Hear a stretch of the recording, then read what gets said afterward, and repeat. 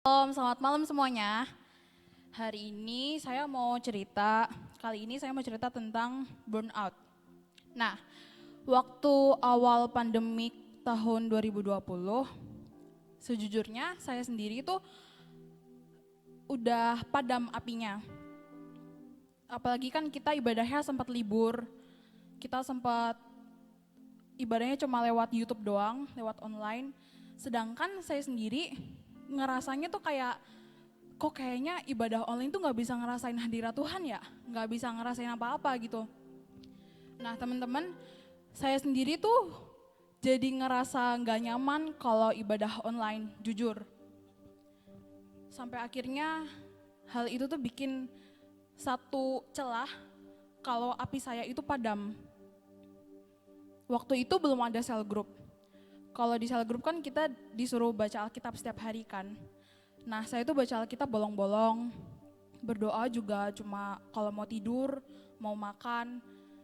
Sebenarnya sadar lagi jauh sama Tuhan tuh sadar, tahu, tapi ngerasa nggak enak sendiri sama Tuhan. Gimana ya cara ngajak ngomong Tuhan, pertama itu harus gimana? Jujur bingung, kaku banget, nggak tahu harus ngomong apa sama Tuhan. Sebenarnya tuh di sini ada hasrat yang paling kuat, kayak haus sama lapar sama Tuhan tuh kayak pengen banget nyembah Tuhan, pengen banget cerita sama Tuhan, pengen banget nangis gitu loh. Tapi nggak bisa, kayak udah saking padamnya gitu loh. Nah teman-teman, waktu coronanya udah cukup lama di sini, masuk ke negara kita, terus ibadah kan mulai diadakan, mulai tatap muka seperti ini. Nah, saya juga pelayanan, saya datang di persekutuan doa setiap hari Selasa, saya datang ke LG setiap minggu, tapi itu cuma sekedar rutinitas. Itu cuma sekedar rutinitas. Jangan sampai kita datang pelayanan, datang di LG, datang di PD hari Selasa, kita cuma sekedar, oh aku datang cuma karena dijadwal, aku datang cuma karena disuruh, aku datang cuma karena di rumah tuh gabut, bosen banget, nggak tahu harus ngapain lagi, nggak mau kemana-mana lagi kan, nggak dibolehin juga. Jadi ya udah datang aja ke gereja. Enggak, sebenarnya nggak gitu. Teman-teman, saya mau ngasih tahu kalau setiap pelayanan yang kita lakukan, pekerjaan-pekerjaan Tuhan yang kita lakukan, itu semua adalah daun. Kalau kita pakai rutinitas. Sama kayak sebuah pohon, daunnya lebat banget, tapi nggak ada buahnya. Jadi jangan sampai selama ini kita pelayanan, kita melayanin Tuhan di sini, kita pakai rutinitas itu. Tapi pakailah kalau pelayanan kita itu adalah sebuah penyembahan. Nah, di sini tuh saya pakai ayat Matius 7 ayat 21, nggak usah dibuka nggak apa-apa. Jadi di Matius 7 itu Yesus melihat pohon ara yang tidak berbuah. Begitu Yesus lihat pohon ara, dia marah karena dia mencari buah. Terkadang kita itu melakukan pekerjaan Tuhan, melakukan semua itu cuma karena ya aku dijadwal, ya udah aku lakuin. Begitu selesai ibadah, ya udah, gitu loh. Teman-teman, setelah Yesus mengutuk pohon ara karena pohon aranya tidak berbuah, tiba-tiba keluar ayat. Aku mengusir setan demi namamu, aku mengadakan mukjizat demi namamu, aku melakukan perkara besar demi namamu. Tapi Tuhan jawab apa? Enyahlah, aku tidak kenal kamu. Coba bayangin deh, Tuhan ini aku anakmu, aku setiap hari Jumat LG, setiap hari Selasa datang PD, aku kalau pelayanan di jadwal, kadang juga pelayanan gak pelayanan di jadwal. Aku baca Alkitab, aku berdoa, aku saat teduh, aku sampai pelayanan ke desa-desa Tuhan. Terus kira-kira jawaban Tuhan gini, enyahlah daripadaku, aku tidak kenal kamu. Kira-kira gimana sih perasaan kalian? Kita udah ngelakuin pekerjaan Tuhan sesuai dengan apa yang Tuhan mau, tapi Tuhan bilang kayak gitu. Dari situ saya belajar kalau setiap apa yang saya lakukan, saya kerjakan, itu harus sesuai dengan hati kita. Jadikan pelayanan adalah sebuah penyembahan kita. Kita harus melayani Tuhan karena pelayanan kita itu adalah buah dari pohon. Apa sih buah? Buah itu transforming life, hidup kita. kesabaran, kemurahan, kerendahan hati, menaklukkan diri. Karena Tuhan cuma cari buah dalam hidup kita, Tuhan gak cari yang lain. Kalau kita cuma sekedar pelayanan, dilabelin rutinitas, kita sama aja kayak pohon yang gak berbuah, tapi daunnya banyak. Saya pernah punya pohon mangga di depan rumah, daunnya banyak banget sampai meneduhkan rumah saya. Karena dia gak ada buahnya, saya tebang. Karena buat apa? Dia gak berbuah, kita gak bisa nikmatin hasilnya. Jadi menurut saya dari sini saya bisa ambil rema kalau setiap apa yang kita lakukan, jangan sampai itu cuma sekedar sampai di daun. Jangan sampai kalian datang ibadah, datang ke LG, itu cuma daun. Tapi itu buah. Kita harus benahi diri kita, karena emang sekarang waktunya buat benerin hidup kita gimana. Hubungan kita sama Tuhan gimana. Jangan sampai kita udah datang ke Tuhan, tapi Tuhan gak kenal kita. Teman-teman, sejujurnya emang ini cukup berat ya, karena di keadaan pandemik seperti ini tuh sepertinya kok kayak semuanya dibatasin. Tapi kalau hati kita sungguh-sungguh, kita mau cari Tuhan, kita mau saat teduh di kamar, bisa kok. Karena Tuhan tidak pernah terbatas oleh ruang dan waktu. Jangan pernah batasin Tuhan. Karena seringkali kita sendiri yang membatasi Tuhan. Sekarang saya sudah paham, saya ngerti, ternyata selama ini yang saya lakukan tuh memang sekedar cuma daun. Tapi kalau emang cerita saya ini dialami juga oleh kalian yang mendengarkan ini, coba deh sekarang berbalik, kalian bisa ingat kebaikan Tuhan tuh apa aja. Jangan sampai kalian tuh kaku, dingin sama Tuhan. Kita bisa bernafas, kalau hari ini kita bisa ada di tempat ini, itu semua karena anugerah Tuhan.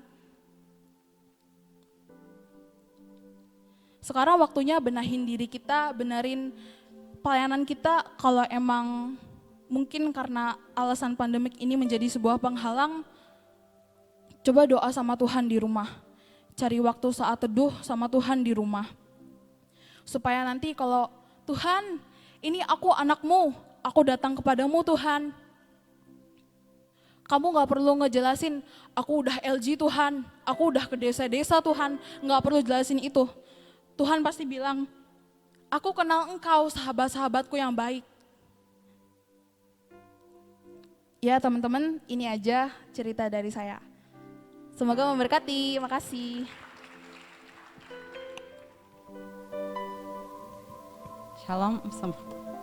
Shalom semuanya, nama saya Valen, saya dari CG-nya Kokris. Hari ini saya mau membagikan pengalaman saya sendiri sama Tuhan, kesaksian betapa besarnya anugerah Tuhan dalam hidup saya dan keluarga saya. Sebenarnya waktu itu tuh, waktu dibuka tentang my story gitu, sharing gitu, sebenarnya tuh saya pengen ikut, tapi kayak gimana ya, kayak takut, kayak gugup gitu, takut nanti pas masuk di depan gitu malah kayak lupa gitu apa yang mau dikasih tahu, di-sharingin lupa, gara-gara gugup. Tapi akhirnya saya tanya ke Tuhan, Tuhan, ini mau sharing atau enggak ya? Mau sharing tentang apa? Pengen kesaksian juga gitu kan? Nggak ada jawaban. Tapi di satu sisi saya pengen kesaksian dan saya pengen ngasih tahu apa kebaikan Tuhan, kebesaran Tuhan di kehidupan saya. Akhirnya saya keinget satu tentang sharing saya. Sekitar 2-3 tahun yang lalu, cici saya itu pengen minta laptop, butuh laptop, tapi karena nggak terlalu butuh waktu itu, kayaknya umurnya masih, bukan umur sih, kayak kelasnya masih kelas 7, saya masih kelas 6. Di situ mama saya cuma ngomong belum punya duit, belum bisa beli juga, tapi ya udah nggak apa-apa gitu kan. Tapi akhirnya sekitar 2 sampai 3 tahun kemudian, tahun lalu 2020, waktu cici saya kelas 10 dan saya kelas 9 semester 1, cici saya butuh laptop. Kalau dari saya sendiri saya nggak butuh laptop karena masih bisa ngerjain lewat HP, ngapain lewat laptop gitu kan. Cici saya ini susah banget gitu kan buat ngerjain lewat HP juga susah. Kadang kalau waktu sekitar kelas 9-an awal gitu, kalau misalkan harus ngerjain gitu biasanya ke warnet gitu kan. Tapi kan sekarang pandemi jadi nggak bisa ke warnet, mungkin ditutup gitu kan. Jadi akhirnya mama saya ngomong doa sama Tuhan, kalau Tuhan kasih duit, kalau emang Tuhan emang mau, emang Tuhan izinkan, ya pasti Tuhan ngasih duit ke mama gitu kan. Akhirnya sekitar awal tahun 2021 saya juga kan baru tobat gitu kan. Nah setiap hari dari jam 3 sampai jam 6 sore itu saya ke taman, saya doa setiap hari. Kadang cici ikut, kadang mama ikut, kadang sekeluarga juga bisa. Tapi biasanya saya sama papa saya dari jam 3 sampai jam 6 setiap hari. Tapi enggak setiap hari saya doa tentang laptop, cici butuh laptop, keluarga butuh laptop, enggak. Kan Tuhannya juga budek dengerinnya kan. Jadi saya doa, Tuhan cici butuh laptop, keluarga juga butuh laptop mungkin. Jadi kalau emang Tuhan berkenan, kalau emang Tuhan mau, tolong dong Tuhan. Tuh. Sampai akhirnya beberapa waktu mendekati ulang tahun papa saya, mungkin hadiah dari Tuhan ke papa saya atau gimana, ada salah satu teman saya, sebut aja si A. Si A ini udah lama kayak ngomong ke papa saya, kayaknya anakmu ini butuh laptop ya. Saya dapat dari Tuhan gitu, teman papa saya ngomong gitu. Ya, tapi papa saya kayak nanggepinnya biasa aja. Tapi akhirnya beberapa hari yang lalu di bulan Januari itu teman papa saya ngomong lagi, iya loh, saya dapat dari Tuhan kalau anak-anak kamu butuh laptop. Itu akhirnya ya papa saya ngomong, karena papa saya orangnya juga nggak enakan gitu kan, jadi kayak cuman ngomong, iya ya udah nggak apa-apa, nggak usah itu. Nah akhirnya teman papa saya ini ngajak breakfast. Akhirnya selesai breakfast, teman papa saya ini narik papa saya ke toko elektronik, terus dikasih laptop. Itu salah satu anugerah Tuhan terbesar, berkat Tuhan, mujizat Tuhan dalam hidup keluarga saya. Papa saya senang banget. Akhirnya waktu itu kayaknya baru selesai latihan nari, tiba-tiba saya buka papa WA gitu kan. Lain minta terima kasih sama si A udah ngasih laptop gini-gini, bilang semoga diberkati 1000 kali lipat dan bla bla bla gitu kan. Akhirnya ya saya kaget, walaupun saya sendiri saya nggak terlalu butuh laptop, saya ya cukup kaget aja. Tapi di satu sisi saya senang juga, akhirnya cici saya bisa ngerjain pakai laptop gitu kan. Saya senang. Akhirnya selesai dari latihan nari, emang dari awalnya memang ke taman kan. Nah habis itu saya ke taman, saya lihat ada si A. Habis itu saya, makasih ya Om, makasih, semoga diberkati Tuhan 1000 kali lipat. Iya sama-sama, kan kamu sama cici kamu juga kan butuh laptop, gini. Iya makasih ya Om. Nah selesai dari situ saya ucap syukur sama Tuhan, puji Tuhan, terima kasih Tuhan Yesus, Kau sungguh baik, terima kasih karena kebaikanmu membuat saya dan keluarga-keluarga saya senang, makasih Tuhan Yesus. Nah dari situ saya ambil pelajaran. Saya dapat beberapa khotbah yang lalu, 2 minggu yang lalu mungkin ya. Saya dapat tema manifestasi is not the goal. Manifestasi itu bukan tujuan. Manifestasi itu apa? Manifestasi itu mujizat Tuhan. Terkadang ambil contoh aja. Waktu Musa ngelihat semak durian terbakar, dari situ Tuhan ngasih mandat, ngasih semacam perintah ke Musa untuk menyelamatkan bangsa-bangsa Israel dari perbudakan Mesir. Sama kayak kita, kalau misalkan kita dapat mujizat, dapat manifestasi, pasti diiringi dengan satu mandat, satu perintah. Kalau emang Tuhan gak ngasih ya udah nggak apa-apa. Tapi biasanya rata-rata manifestasi itu selalu diiringi dengan perintah. Ini bukan saya kayak menggurui atau mengkhotbahin, enggak, tapi saya cuma mau ngasih tahu.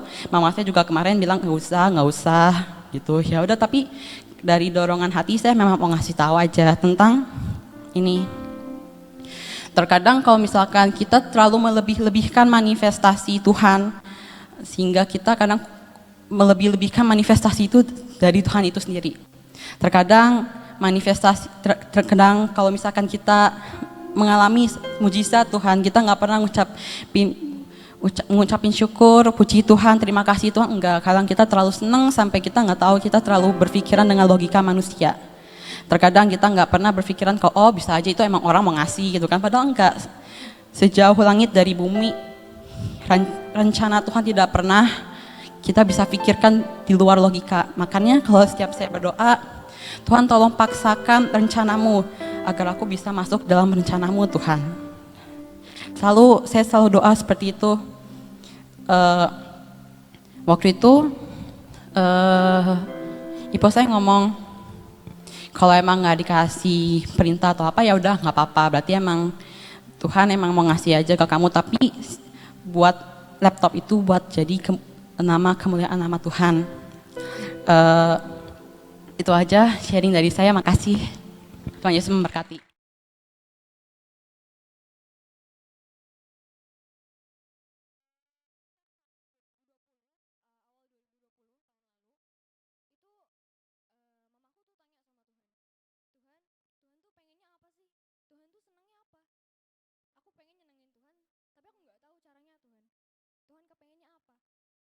Akhirnya di situ Tuhan jawab, aku mengasihi jiwa-jiwa. Udah, Tuhan cuma jawab, aku mengasihi jiwa-jiwa. Jiwa-jiwa seperti apa ya? Ya pokoknya jiwa-jiwa gitu. Akhirnya dari situ mamaku memutuskan untuk yaudah deh, coba bagi-bagi nasi di jalan. Sedikit. Paling ya mungkin nggak tahu sih, pokoknya sedikit gitu. Awalnya di situ aku masih jauh sama Tuhan, hati aku masih keras banget. Aku nggak ngerti apa artinya cinta, apa artinya kasih sayang gitu kan. Yang aku tahu tuh cuman benci, kepahitan. Ya pokoknya keras lah gitu. Hati aku tuh terlalu keras gitu. Tapi di situ ya awalnya juga aku nggak mau ikut pelayanan, ngapain gitu kan, buang-buang waktu gitu dulu bilangnya mah. Terus tapi di situ aku tuh terpaksa. Kenapa? Karena aku orangnya bosenan di rumah, pengennya keluar terus. Akhirnya di situ yaudah deh, ikut deh. Di situ aku udah mikir, wah nanti gue pelayanan nih bakal dipuji-puji nih sama teman. Wah nanti gue bakal kayak, wah keren nih lo style gitu, gini gitu. Udah senang tuh awalnya. Sampai seiring berjalannya waktu, Tuhan tuh sentuh aku sedikit demi sedikit gitu. Sampai suatu titik, suatu saat Tuhan datang. Maksudnya aku datang sama Tuhan. Aku minta maaf buat atas segala kesalahan yang udah aku buat gitu. Emang aku udah bener-bener jauh banget sama Tuhan. Bahkan di saat mama aku doa pun aku usir dari kamar aku. Karena aku apa sih berisik gitu, ngapain gitu doa-doa kayak gitu. Aku sampai ngomong kayak gitu ke mama aku. Bener-bener kalau aku jadi Tuhan mungkin aku udahlah mati aja lu gitu. Udah kayak gedek banget mungkin Tuhan. Tapi baiknya Tuhan tuh di saat sejauh apapun kita pergi, sesakit gimana pun kita nyakitin Tuhan tuh bakal tetap terima kita gitu loh. Di saat dunia ini tuh teman-teman kita, bahkan orang tua kita sekalipun nyakitin kita, ngecewain kita, bikin ngerendahin kita, ngejudge kita, Tuhan tuh nggak pernah kayak gitu. Tuhan tahu setiap alasan Tuhan tuh tahu alasan misalnya entah kita nakal, entah kita suka marah-marah, apapun Tuhan tuh ngerti. Sampai suatu saat aku ngalamin Tuhan secara pribadi, dan itu pertama kalinya aku ngerasain yang namanya jatuh cinta sama Tuhan. Hari itu juga, malam itu juga, aku cuma bisa nangis, cuma bisa Tuhan maafin aku gitu. Dari situ aku mulai pelayanan lebih rajin lagi, lebih semangat lagi, tapi aku masih nggak ngerti apa tujuan pelayanan ini tuh apa. Suatu titik aku bosen. Ngapain sih Tuhan? Hampir setiap hari aku keluar dari rumah, aku nyiapin nasi yang entah ini buat siapa, aku nggak tahu Tuhan. Tujuannya tuh apa sih Tuhan? buat apa kayak gini Tuhan, cuma buang-buang uang, cuma buang-buang waktu, aku nggak tahu ini buat apa gitu. Sampai akhirnya mamaku ceritain tentang cerita ini, tentang yang Tuhan bilang aku mengasihi jiwa-jiwa. Di situ aku ngerti, di situ aku belajar, oh ternyata aku ngelakuin semua ini tuh bukan buat aku, bahkan bukan untuk orang yang aku layanin. Ya iya sih, tapi yang nomor satu itu untuk menyenangkan hati Tuhan. Kamu bilang kamu cinta sama Tuhan, tapi apa bukti cinta kamu sama Tuhan? Kita pelayanan itu, ya salah satunya tadi lakuin untuk sebagai penyembahan gitu. Tapi itu juga salah satu bukti cinta kita teman-teman. Kalau nah tapi pertanyaannya, gimana caranya kita mau nyenangin hati Tuhan kalau kita nggak punya rasa cinta sama Tuhan? Semalam aku lagi worship, aku nangis, aku juga nggak tahu kenapa rasanya sedih banget di hati tuh. Akhirnya tiba-tiba Tuhan bilang, nah kenapa sih kok cinta mereka hilang gitu? Aku nggak tahu cinta mereka itu siapa, aku nggak tahu. Yang pokoknya Tuhan cuma bilang, nak kenapa sih cinta mereka kok pada hilang gitu? Kenapa mereka nggak mau mencintai aku? Di situ aku cuma bisa nangis teman-teman. Aku merasa bersalah sama Tuhan. Tuhan, aku minta maaf Tuhan kalau aku emang nggak bisa jadi terang buat teman-teman aku. Tapi aku mau coba kasih yang terbaik Tuhan. Dan hari ini aku mutusin untuk berdiri di sini. Ya karena Tuhan yang minta. Tuhan minta aku mau kasih tahu ke teman-teman, coba teman-teman koreksi hati kalian sekali lagi. Kalian ada di sini tuh karena apa alasannya? Apa cuma rutinitas atau emang kalian pengen ketemu sama Tuhan? Atau emang karena kalian tuh cinta sama Tuhan? Kalian pengen datang ke sini tuh untuk apa gitu? Itu yang pertama. Lakuin pelayanan atau apapun itu, datang ke LG karena kalian tuh cinta sama Tuhan, karena kalian kepengen ketemu sama Tuhan. Punya hati yang rindu dan haus sama Tuhan gitu loh. Yang kedua, aku belajar yang namanya berbagi waktu pelayanan. Berbagi menurut aku pribadi bukan cuma sekedar bagi-bagi, datang kok ikut pelayanan dong, ikut pelayanan dong. Enggak, bukan cuma datang kayak gitu doang, enggak. Tapi bener-bener apa yang kamu punya, apa yang ada dari pokoknya entah waktu, tenaga, uang, biaya, ya jujur aja kita pelayanan pasti butuh yang namanya biaya kan. Kalian, apa yang kalian punya, coba kalian tanya sama Tuhan, Tuhan apa yang harus aku kasih? Tanya sama Tuhan, kalau Tuhan bilang kasih semuanya, apapun itu, ya kasih. Karena tenang aja teman-teman, Tuhan tuh udah menjamin semuanya. Mau kita kasih uang kita semuanya yang kita punya, kita tuh gak akan jadi miskin teman-teman. Karena Tuhan di Alkitab ada bilang di Amsal 19 ayat 17, siapa menaruh belas kasihan kepada orang yang lemah, memiutangi Tuhan yang akan membalas perbuatannya itu. Orang lemah, mungkin mereka gak bisa bayar tapi Tuhan bisa teman-teman. Yang ketiga, terima konsekuensi. Oh iya sebentar, aku ada satu cerita dari yang berbagi tadi itu. Waktu itu aku lagi pelayanan sama Ko Jewe sama Ko Richard kalau gak salah. Waktu itu lagi pelayanan ke anak pang. Tahu kan anak pang itu loh yang di jalan-jalan, yang ngamen-ngamen, yang tatoan semua, yang ya tindikan di mana-mana lah. Mungkin kalau kalian pertama kali lihat mereka, apa sih? Kayak mungkin kalian bakal mikir, wah nih orang pasti gak bener, nih orang pasti nakal. Gak usah deket-deket. Tapi ternyata teman-teman, di saat aku kenal sama mereka, maksudnya aku tahu gitu, aku kenal sama mereka. Tahu gak sih mereka cerita kayak gini ke aku? Kak, jadi kemarin berapa waktu lama yang lalu itu temen kita ada yang kecelakaan, tabrak lari dan butuh biaya untuk operasi. Terus tapi kita nggak punya uang kak, ya kita mah kayak gini aja gitu, cuma kita nggak punya uang. Sampai akhirnya mereka mutusin untuk menyisihkan apa yang mereka punya. Mereka sehari ngamen paling berapa sih teman-teman? 20.000, 30.000, ya mentok-mentok 50.000 lah kalau lagi rame. Dan itu juga belum buat makan kan. Tapi di situ mereka memutuskan untuk, nih saya sisihin apa yang saya punya untuk teman saya yang butuh. Dalam keterbatasan mereka, dalam kesederhanaan mereka, mereka masih bisa peduli sama temennya. Bahkan kadang aku sendiri kalau aku jenguk temen yang sakit, aku kadang gak bawa apa-apa, beneran. Jujur, kadang aku malu.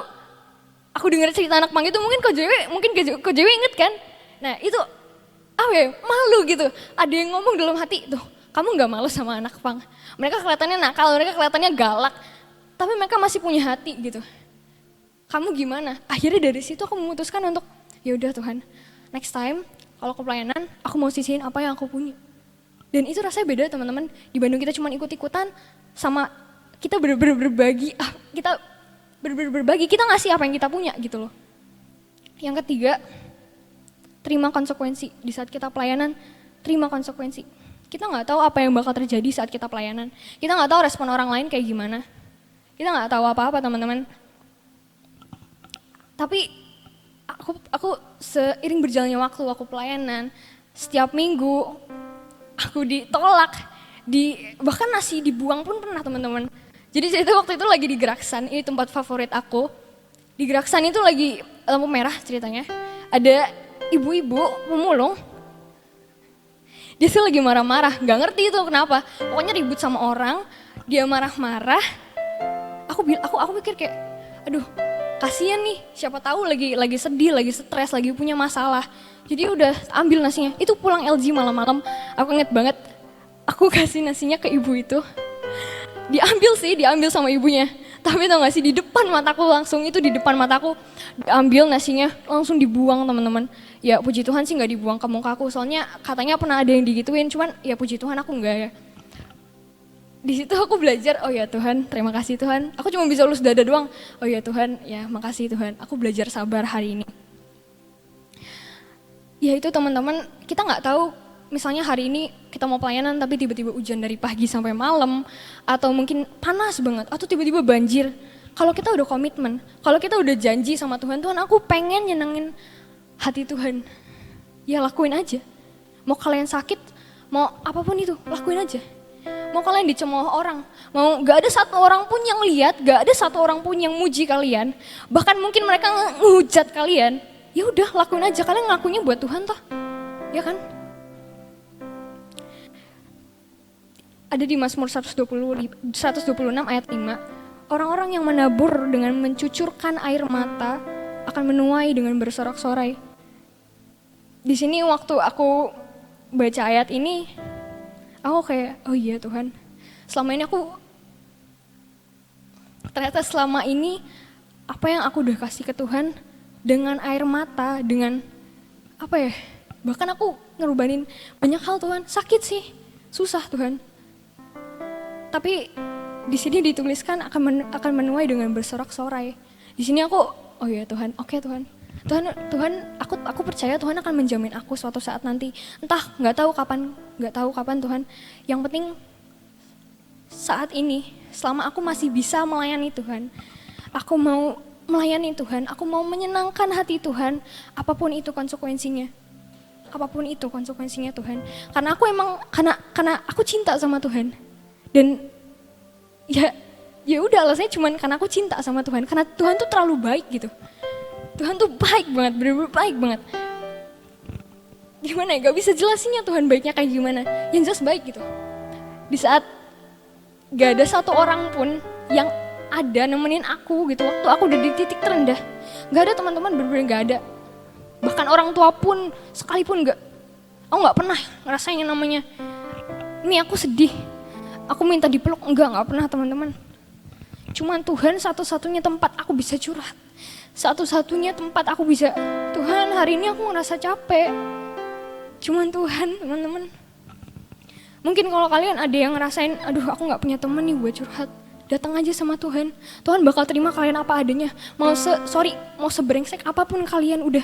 Ya pokoknya kalian udah ngelakuin banyak hal yang nyakitin hati Tuhan. Gak apa-apa teman-teman. Tuhan tuh setia nungguin kalian untuk pulang.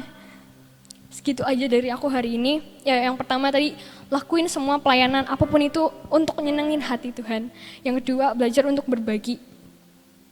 Yang ketiga, terima konsekuensi. Pikul salib. Iya segitu aja dari aku teman-teman. Semoga sharing aku hari ini memberkati. Sorry juga kalau misalnya agak muter-muter atau gimana pun, soalnya hari ini aku emang baru pertama kali sih. Ya segitu aja teman-teman. Tambah dekat sama Tuhan, semangat pelayanannya. Tuhan Yesus memberkati. Thank you.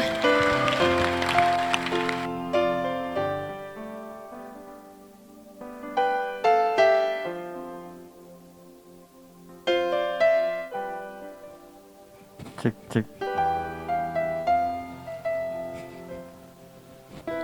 Oke, shalom semuanya. Ini nggak pada fokus ya. Shalom semuanya. Tadi dengerin nggak kesaksian dari Estela? Coba saya mau nanya dulu, tadi dengerin nggak yang sebelah sini kesaksian dari Estela? Nanti dapat hadiah lagi loh kayak tadi. Ya oke deh teman-teman, sebelum saya mulai kesaksian saya di sore hari ini, kayaknya dilepas aja deh, ganggu. Teman-teman, sebelum saya mulai kesaksian saya di sore hari ini, tadi di awal Ko Bom Bom udah bilang, ayo kita harus bisa bersaksi. Siapa sih yang nggak pernah merasakan kebaikan Tuhan? Teman-teman di sini ada nggak yang nggak merasakan kebaikan Tuhan? Siapa yang nggak pernah ngerasain kebaikan Tuhan? Kayaknya semuanya merasakan kebaikan Tuhan ya? Kalau semuanya merasakan kebaikan Tuhan, terus kalau semuanya mengalami hubungan pribadi sama Tuhan, next LG kalau ada event My Story kayak gini, saya tunggu ya. Oke? Oke kan nih? Ini kayaknya saya ngomong sama patung ya? Oke, tuh Ko Bom Bom aja yang oke, yang lainnya mana oke enggak? Katanya merasakan kebaikan Tuhan, katanya mengalami hubungan pribadi dengan Tuhan. Ayo teman-teman, Oma sering bilang, yang khotbah di sini juga sering bilang, kita jangan cuma jadi penonton, kita harus jadi pembawa lawatannya, kita harus bisa menceritakan lawatan itu. Jangan kita hanya jadi penonton yang diem, yang cuma mendengarkan. Kalau orang bersaksi, saya salut loh untuk siapa sih tadi siapa Valen ya. Valen 2 kali saya kesaksian di My Story. Ini pembukaan dulu ya, intermezzo. Ini saya 2 kali ada kesaksian di My Story ini. Yang pertama waktu itu siapa tuh yang cewek yang si SD ya? Namanya siapa? SD apa SMP? Ada yang inget nggak? Yang siapa Pom? Inget? Chelsea. Itu salut loh. Masa kalian tadi Ko JW udah bilang siapa yang di atas kelas 9? Si siapa? Valen kelas 9. Saya 2 kali terkagum sama anak kecil yang berani berdiri di depan sini. Oke lah, mungkin kalau kalian masih takut atau masih malu-malu, kan kita ada komunitas kecil namanya kan CG. Mungkin kalian bisa belajar di CG. Kalian bisa menyaksikan kebaikan Tuhan, kalian bisa bersaksi merasakan hubungan pribadi dengan Tuhan sebelum berani tampil di sini. Jadi nanti lain waktu atau next kalau LG ada event My Story kayak gini, waktunya kalian yang harus bersaksi. Oke? Oke nggak nih? Siap ya? Siap nggak? Ini juga yang di depannya nanti saya beberapa kali selama 3 tahun kayaknya. Saya selama 3 tahun tergabung dalam komunitas LG, kayaknya di depan itu selalu kosong, kenapa ya?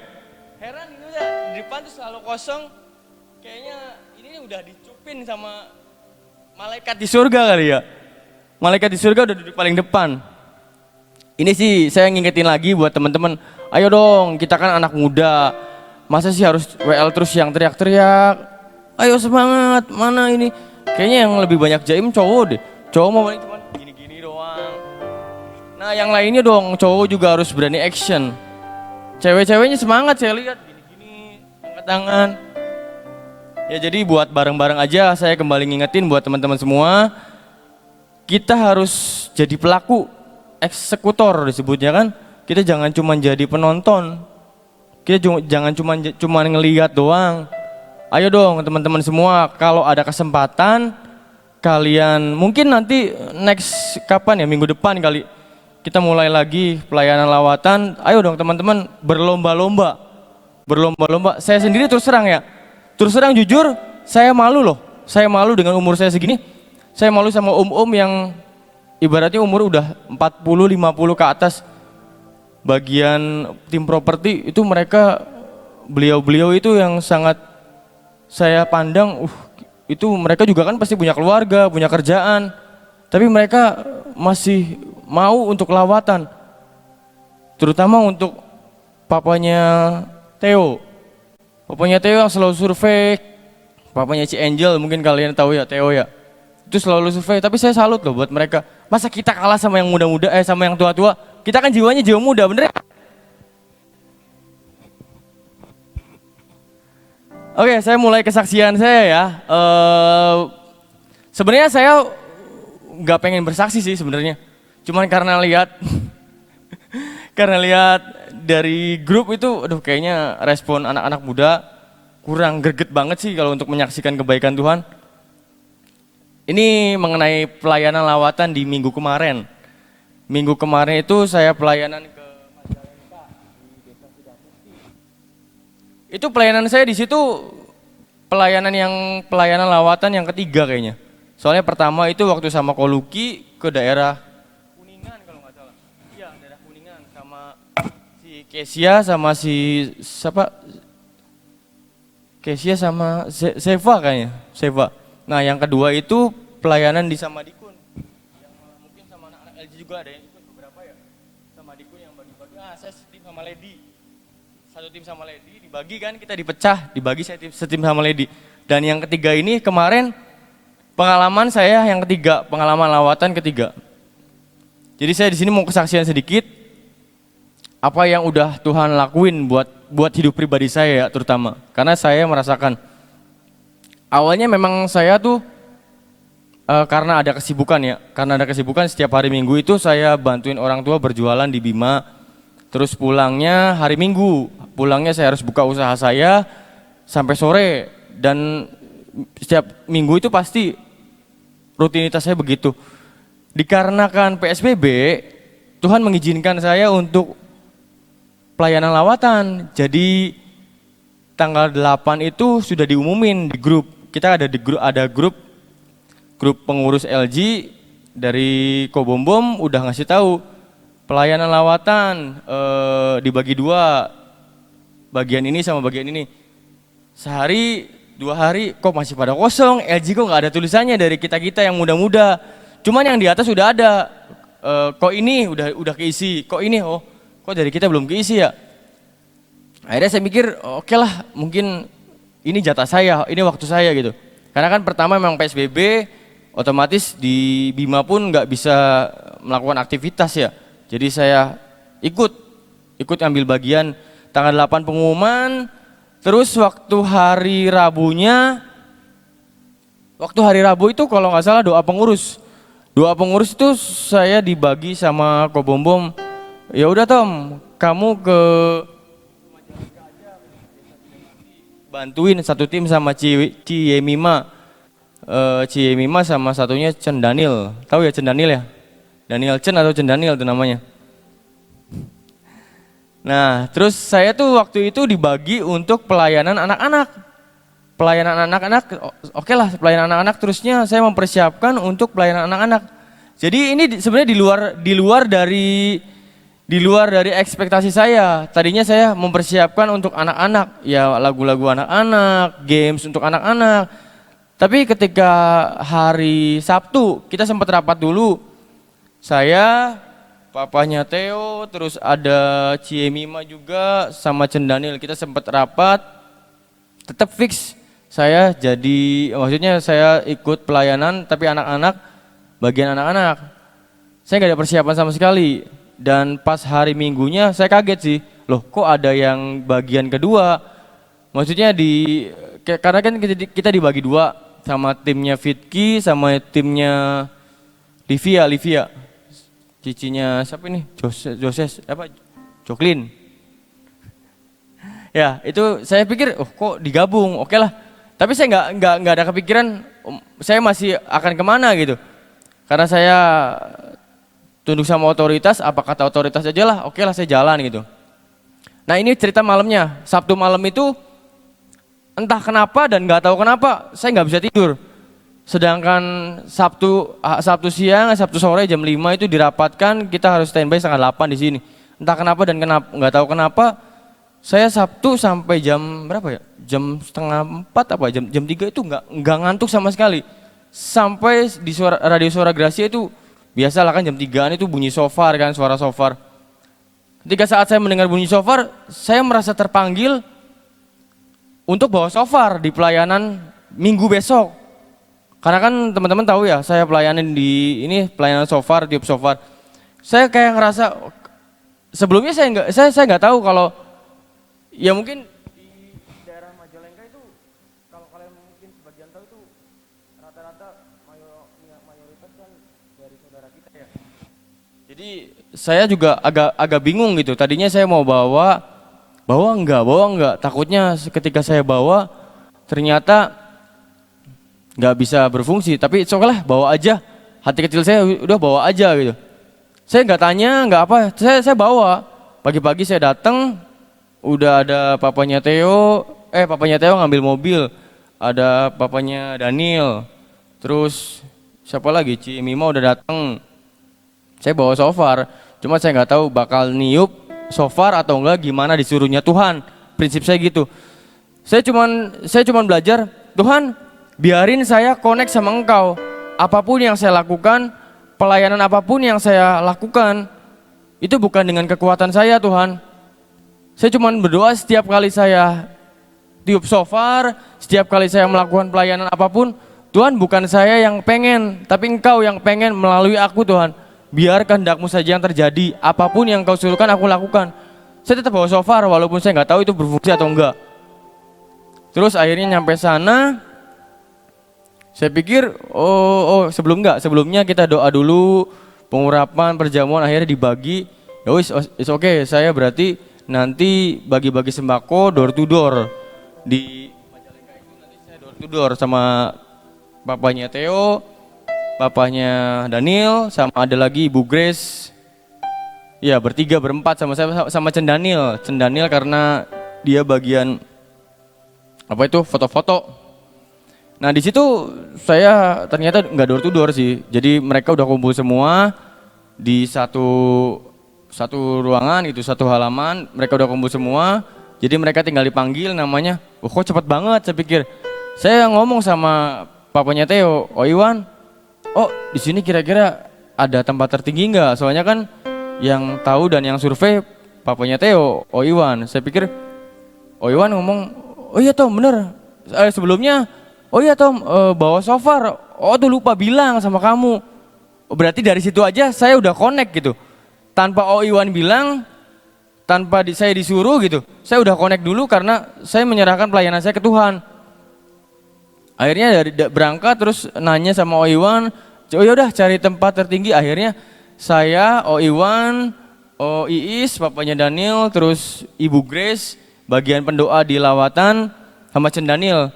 Itu jalannya itu sekitar dari sini Gracia ke Grage. Jalannya dari sini ke Grage. Itu jalannya nggak lurus. Kalau dari sini Grage lempeng enak ya. Itu jalannya lumayan. Naik itu ekstrimnya itu karena tanahnya tanah merah. Jadi kalau kita salah langkah dikit ya wis tiba, kepleset, jatuh. Jadi saya merasakan dari awal saya selesai bagi sembako, saya lihat emang di situ rumahnya ngeri banget, jujur. Saya begitu datang aja, buat saya pribadi ya, ini kayak, ini sebelumnya emang udah viral. Viralnya karena disebutnya kampung mati katanya, dan ada salah satu orang warga yang nggak terima karena disebut kampung mati. Namanya Pak Yaya ini yang ngebantu kita banget di saat lawatan itu. Pak Yaya ngebantu kita banget untuk pelayanan. Jadi begitu saya masuk bagiannya Cima, terus Kiki sama siapa lagi, Kiki, Silvia, itu mereka ngeliat anak-anak. Saya ke bawah tapi jalannya naik lagi, dari bawah naik. Ya kayak naik gunung aja, kayak road race gitu, cuman jalannya lumayan ekstrim gitu. Saya bawa shofar, terus begitu masuk dari awal aja, ngeri banget ya, bener-bener kayak emang kampung mati gitu. Rumah tuh udah pada ditinggalin. Itu rumah saya baru lihat dari tanah itu keluar air, jadi gak tahu itu memang daya resapnya kurang atau memang kurang pengalirannya. Itu dari tanah tuh keluar air, jadi yang mengakibatkan rumah itu nggak ada kekuatan gitu di situnya. Masuk pertama lancar, masa kedua lancar sampai lewat ke sawah-sawah, naik ke atas terus. Naik ke atas terus, akhirnya sampai di satu titik saya ngelihat, wih rumahnya bener-bener ngeri ya. Maksudnya saya ngeri banget lihat rumahnya aja, udah hampir ketutup sama tanah. Jadi si gentengnya itu ibaratnya gini, ini rumah di bawah, ini tanah udah hampir ketutup. Saya aja ngeri ya, emang disebutnya kenapa disebut kampung mati, karena mereka udah tinggalin, nggak ada yang tinggal di situ. Mereka udah kosongin rumah itu karena takut kejadian, mungkin malam-malam mereka lagi istirahat, akhirnya rumahnya ambruk, karena nggak ada yang tahu. Makanya mereka tinggalin. Itu udah cukup lumayan lama katanya. Saya dengerin cerita dari Pak Yayah itu, saya dengerin. Sampailah kita di puncak, jadi kalau di Cirebon itu kayak modelnya kayak macamnya kayak di Gronggong. Tahu ya Gronggongnya? Jadi dari atas kita bisa lihat se-Cirebon, sekota Cirebon. Nah, ini sama. Posisinya itu dari atas bisa lihat sekota Majalengka. Jadi kita bisa lihat semua sekota Majalengka dari atas. Saat itu masih ngobrol-ngobrol, kita masih bicara biasa, masih ngobrol-ngobrol. O Iwan sama Pak Yayah, terus Ko Iis masih ngobrol. Saya sama Ibu Grace manggil saya, Tom, sini. Ibu Grace naik lagi, agak naik lagi ke tempat yang lebih tinggi lagi. Yuk doa, oke doa. Nanti kowe sing tiup shofar ya. Nanti kamu yang tiup shofar, kata Bu Grace. Oke, sok ibu doa dulu, deklarasi. Selesai, aman. 7 kali tiup shofar, aman di situ. Itu turun kita ditanyain sama Pak Yayahnya. Suara apa itu katanya? Untung Iwan, enggak Pak, itu alat musik aja. Terus akhirnya Pak Yayah nanya-nanya ke saya, alat musik apa, bentuknya gimana, harganya berapa, seperti apa, ya begitulah tetek bengek segala macam. Saya bilang ini Pak, ini cuma alat musik biasa, yang sebenarnya alat musik ini nggak ada nadanya, karena ini cuma tanduk aja yang dilubangin. Ya ibaratnya saya memberikan gambaran nggak secara gamblang, karena secara gamblang pun mereka pasti, si Pak Yayahnya pasti aplang-aplong nggak ngerti gitu kan. Akhirnya selesai dari situ ngobrol-ngobrol. Yang menegangkan itu di saat udah mereka, karena kita nunggu satu orang yang nyuruh pergi. Maksudnya nunggu satu orang dulu suruh pergi, baru kita deklarasi. Akhirnya saya, papanya Daniel, terus Bu Grace bertiga. Papanya Daniel, Ko Iis yang deklarasi, papanya Theo, O Iwan yang ngajak ngobrol Pak Yayahnya. Kita bertiga deklarasi, Bu Grace yang doa. Selesai ini tiup shofar 12 kali. Teman-teman percaya atau enggak, saya ngerasa saat saya niup shofar, ya lumayan ya. Saya berdiri di sini, di bawah tuh udah jurang. Jadi kayak geronggong gitu loh. Niup shofarnya di situ. Tapi saya nggak terlalu pinggir banget sih. Cuman yang saya rasain, kalau nggak salah tiupan ke-7. Karena Bu Grace ngomong 12 kali, oke 12 kali. Tiupan ke-7, saya ngerasa kaki saya itu berdiri tegak gini, tapi rasanya kayak ada dek gitu tuh. Jadi seolah-olah kayak saya tuh kayak yang disuruh jatuh gitu. Selesai, saya cerita sama Iwan. Oh, Tommy kakinya kayak ada yang nendang gitu. Makanya tadi mundur lagi. Agak mundur lagi, saya juga terus terang. Ya nggak lucu, mati konyol kalau sampai harus nyemplung jurang. Tahu lah bayangannya teman-temannya. Berdiri kita bisa lihat geronggong, tahu kan teman-temannya? Ya, jadi kita berdiri di situ di ujung. Ya bawahnya jurang. Cuma saya agak mundur lagi saat saya udah ngerasain gitu. Cuman memang connect sama Tuhan nggak ada yang rugi. Maksudnya Tuhan nggak mungkin nyelakain kita juga. Saat saya connect sama Tuhan, ya Tuhan suruh bawa ya saya bawa so far.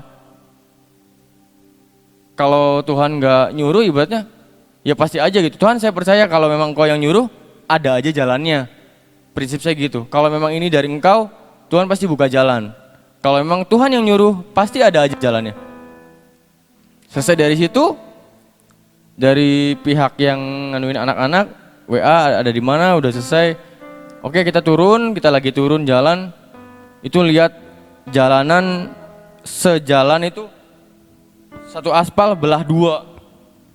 Jadi ada lagi rumah yang hampir kependam gitu sama tanah. Di situ saya juga ngeliat, ya ampun Tuhan ngeri banget ya. Kasihan banget gitu ya, apalagi orang-orang di sini ibaratnya apa ya, kurang mampu. Mereka di bawah dari, tapi Tapi mereka punya lahan, mereka punya usaha, tapi ya rumahnya rumah-rumah sederhana gitulah. Mereka butuh bantuan gitu. Nah, di sini yang mau saya tekankan buat teman-teman semua, ayo kalau kita suatu saat ada pelayanan lawatan lagi, ayo kita berlomba-lomba jadi kalian juga bisa ikut merasakan, kalian juga bisa ikut melihat, kalian juga bisa ikut mendoakan. Kalau memang Tuhan suruh dan kalau memang ada kesempatan. Kita juga lihat-lihat, kalau memang bisa didoakan ya kita doakan. Karena waktu saya pelayanan ke sama Dikbud pun, saya sama Lady mendoakan warga di sana karena mereka welcome. Jadi buat teman-teman semua, untuk kesempatan kali ini, saya ajak teman-teman, ayo yang merasakan kebaikan Tuhan, teman-teman juga tadi yang merasakan hubungan pribadi sama Tuhan dekat.